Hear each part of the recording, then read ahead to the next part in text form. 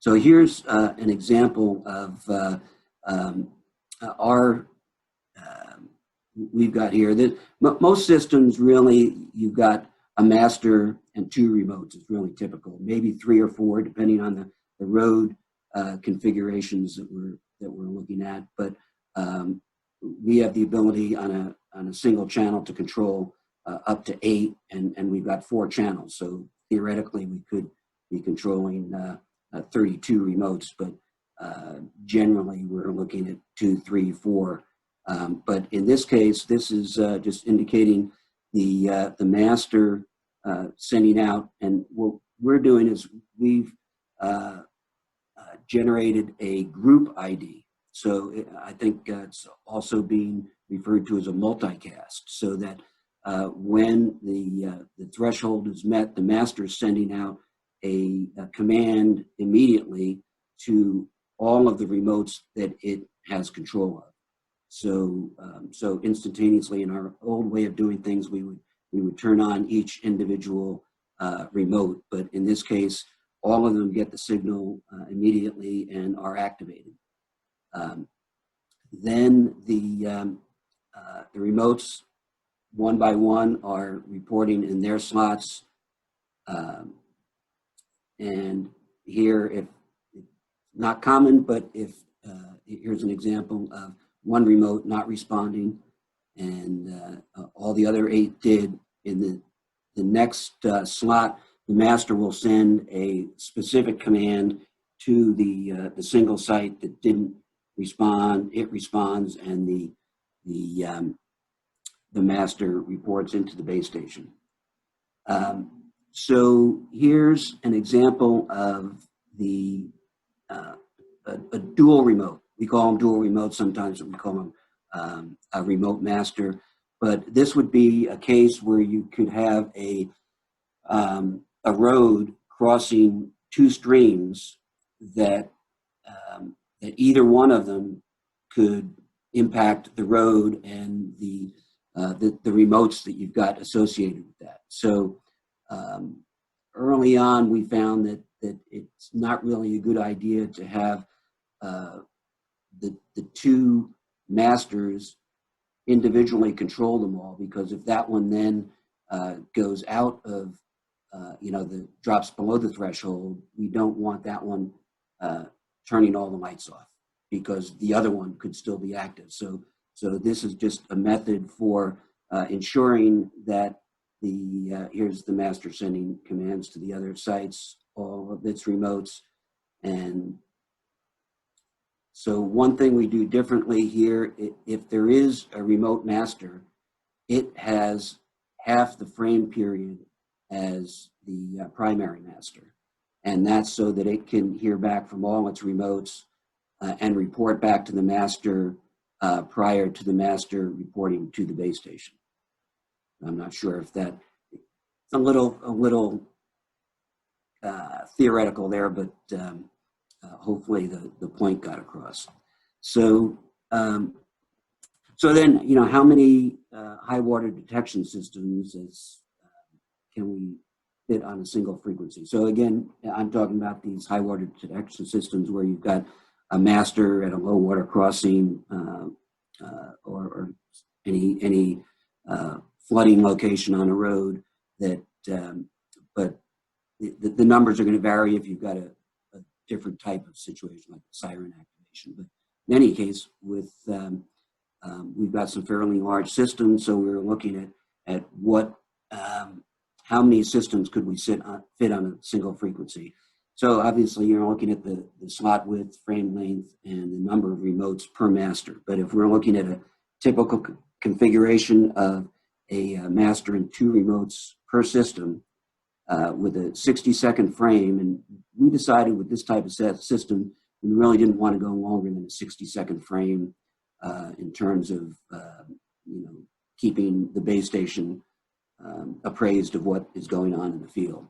So with a 500 millisecond slot, we can fit 40 systems on a single frequency, and with fast FEC, which we're starting to implement we would get more, likely double that, but it gets a little more complicated than that. But essentially, we're looking at 40 to 80 systems on and again, that's a system being a master with its multiple remotes. So here are a few other, I mentioned earlier about the camera application. We're in the process of down in Bexar County, Texas, which is the county that San Antonio's in. We're adding cameras, and we decided with the controller at the master. This is a master site, and it's controlling flashing beacons and gates. That we could also use the controller, one of the control outputs, to turn on, power up the system for the camera system, so that we're normally powered down and can power that up remotely from the base station. We set a time basis, so it's taking, currently the default is a 15-minute time interval where the controller will power it up, take an image, transmit the image, and power back down. And we also have the ability with the two-way communication to change that timing frequency from the base station if desired. So that basically couldn't see that camera too well in the picture on the left, so I zoomed in on it on the middle picture there. This picture on the right is, I also referred to earlier, we have a system in Anne Arundel County in Maryland. And again, we're controlling beacons and gates, and we've got blank out dual message signs. And this system is just going in. Actually, next week they're installing the electronics, so we got the infrastructure up. I was hoping I'd have a picture with the messages on it, but that's going to happen next week. But they're two different messages, so we use two different control outputs to initiate one message or the other, and those are based on different flood levels, and whether the initial one is a warning and the second one is a road closed message. Yeah, so just an example of how a single controller can be doing multiple things depending on the needs. I mentioned Bexar County. That's probably the largest system of this type that we're aware of, for sure. We've got approximately 100 sites, masters at low water crossings. Then we've also, that doesn't include the ones we've installed for the city of San Antonio that are operated and maintained by the city. But again, the entire system is monitored, and this is a public website where the public can go and look. The sites, when they're active, will turn red, so people can see what's going on. So the final example that I'm going to mention is a system that went in, I believe it was April of this year, down in Santa Cruz County. It's a coastal at the Watsonville Slough, and so this is an area that experiences flooding almost every year, and so the purpose, there are multiple purposes here. They wanted to, like any of these systems, they're going to warn motorists of flooding ahead. And with the level gauge, I thought this was really interesting. It's the first time we came across this use, that it's giving them better ideas of the tidal fluctuations that are affecting the flu. And this understanding can also assist them in the Pajaro River mouth breaching program decision-making process. So, and also identify alternatives to breaching. So that I thought is a pretty cool application, that it's kind of unique. It's different than our standard low water crossing. Antonella Gentile is on in the meeting here, and she was the project manager for the county and is also available if there are questions on that system going in. They were able to get grant money. They worked in conjunction with the Office of Emergency Services, and that enabled them to get some Homeland Security grant funding, which is always nice. We love grant money. So here are just some pictures of the install and testing. Antonella there at the PT access point that's monitoring the slough.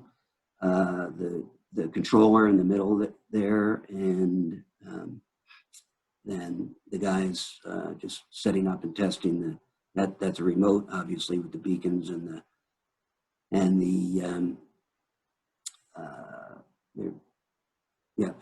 also mentioned that all of these are solar powered.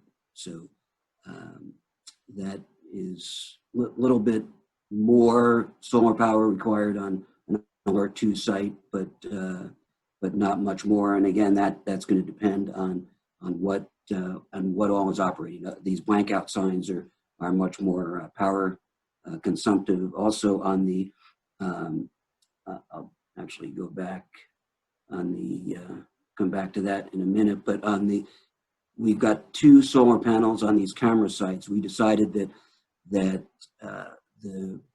we are keeping the camera power system completely independent of the high water detection system power. So if something happened to the camera system and it drew down its power, it's not going to take the master out of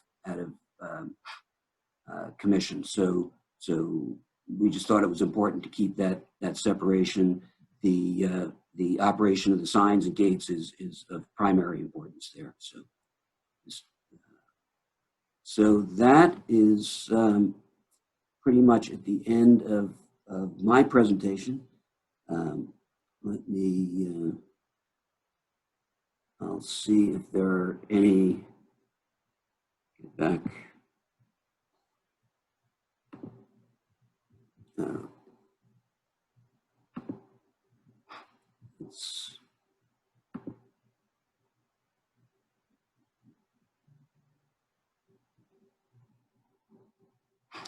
Okay, Antonella is asking if, she says, we are hoping to attend an in-depth training on programming alert two-way transmitters.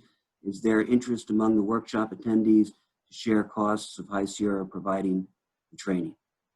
So yeah, if there's any interest, please contact either Antonella, myself, Brad Schaefermeyer, our Western Region sales manager, and we do, yeah, we can definitely arrange something. So we can see if there's additional information. If not, we can come up with something, Antonella. Any other questions? Doesn't look like there's any other questions right now.